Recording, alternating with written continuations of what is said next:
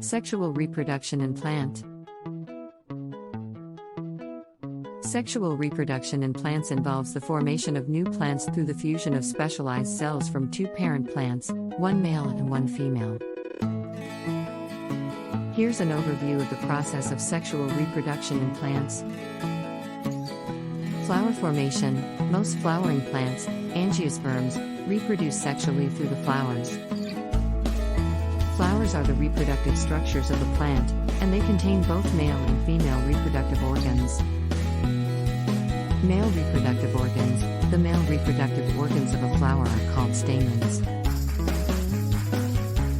Each stamen consists of a slender stalk called a filament and a pollen-producing structure at the tip called the anther.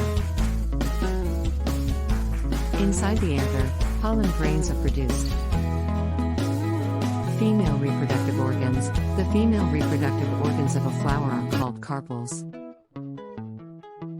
A carpel consists of three parts: the stigma, the style, and the ovary. The stigma is the sticky surface at the top, the style is a slender tube that connects the stigma to the ovary, and the ovary contains one or more ovules, which are potential seeds. Pollination. Pollination is the process of transferring pollen from the anther of one flower to the stigma of another flower. This can happen through various mechanisms, including wind, water, or by the action of animals like bees, butterflies, or birds. Pollinators play a crucial role in plant sexual reproduction by facilitating the transfer of pollen. Fertilization. Once pollen grains land on the stigma of a compatible flower, a pollen tube grows down through the style and into the ovary. Inside the ovary, the pollen tube delivers sperm cells to the ovule. Fertilization occurs when one of the sperm cells fuses with an egg cell inside the ovule. This results in the formation of a zygote, which will develop into a new plant. Seed formation. After fertilization, the ovule develops into a seed, and the ovary matures into a fruit. The seed contains the genetic information from both parent plants and is capable of growing into a new plant when conditions are suitable.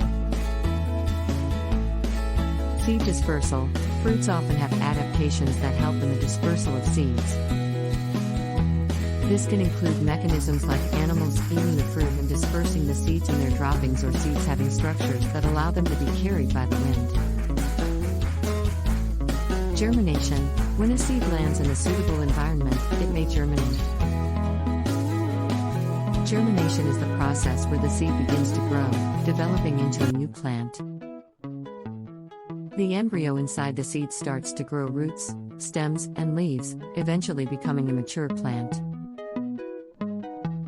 In summary, sexual reproduction in plants involves the transfer of pollen from the male reproductive organs to the female reproductive organs of a flower, leading to fertilization and the formation of seeds, which can grow into new plants. This process ensures genetic diversity among plant populations.